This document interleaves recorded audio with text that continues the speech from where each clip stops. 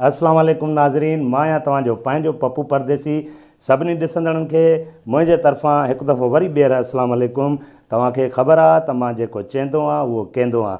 दोस्तो, अॼु तव्हांखे ख़बर आहे, अॼु ॾाढो मज़ो ईंदो। अॼु असां वॾी इंजॉय कंदासीं। अॼु ख़बर त असां वञूं था गामूअ जी जॻह ते, उते हिकिड़ी ज़बरदस्त पार्टी रखी आहे जंहिंमें कीमा, कोफ्ता, कबाब, नान, कढ़ायूं, बाबा बसि वॾो मज़ो हूंदो।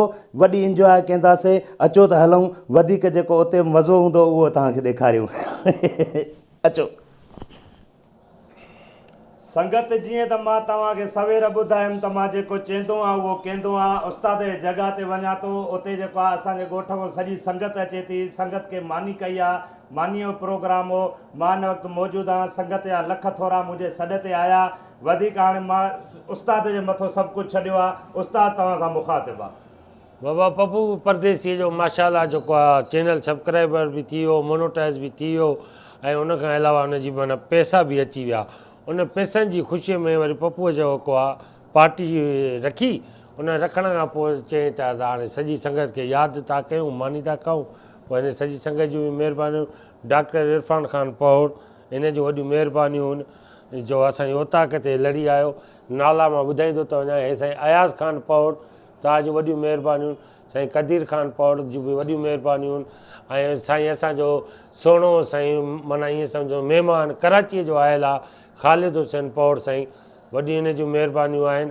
हेॾां साईं आगा मुख़्तियार ख़ान माशाल्लाह, जंहिंखे आगा ख़ान बि चवंदा आहिनि, उन जूं बि वॾियूं महिरबानियूं। साईं आयो हेॾां साईं जेको आहे मोहम्मद असलम पौड़ वेठो आहे, इन जूं बि महिरबानियूं। इहो पप्पूअ जो पुटु वेठो आहे ॻाढ़ी जैकेट सां, इन जी बि महिरबानियूं अदा। तव्हां असांजी ओताक ते आयो, लख थोरा, ॾाढी ख़ुशी थी।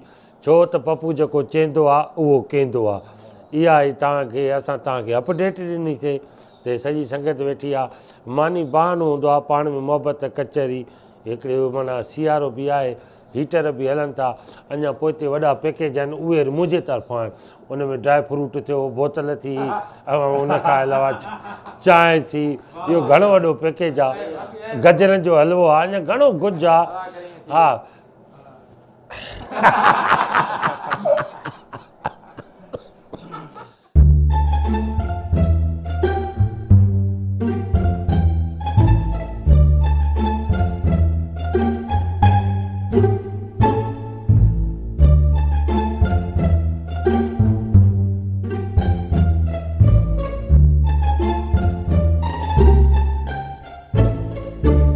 तव्हांजी वॾियूं महिरबानियूं। तव्हां असांजे हिन माना अपडेट तव्हां जेकी तव्हांखे ॾिनीसीं, ऐं असांजे दोस्तनि सां तव्हां मिलियो ॾिठो, इहो बि तव्हांजा कुर्ब थी विया। तव्हांखे हिकिड़ी अपडेट ॾिनीसीं। हाणे वधीक पाण मालिक जिंदू ॻाल्हाईंदो। बाबा साईं, ॾाढो मज़ो अची वियो, ॾाढी इंजॉय कईसीं। हाणे मानी खाई वेठा आहियूं, बोतल पी वेठा आहियूं। तव्हांखे ख़बर आहे मां जेको चवंदो आहियां उहो कंदो आहियां। संगत सॼीअ खे घुरायोसीं, संगत जा लख थोरा कुर्ब, संगत आई असांजे सॾ ते। हाणे वरी असांजो उस्ताद जो पैकेज आहे, बादामियूं, पिस्ता, चांहियूं, वॾा मज़ा ईंदा, वॾी इंजॉय कंदासीं। साईं तव्हां जिते हुजो, ख़ुशि हुजो, आबाद हुजो। तव्हां दोस्तनि जी, ॾिसंदड़नि जी बि वॾी महिरबानी।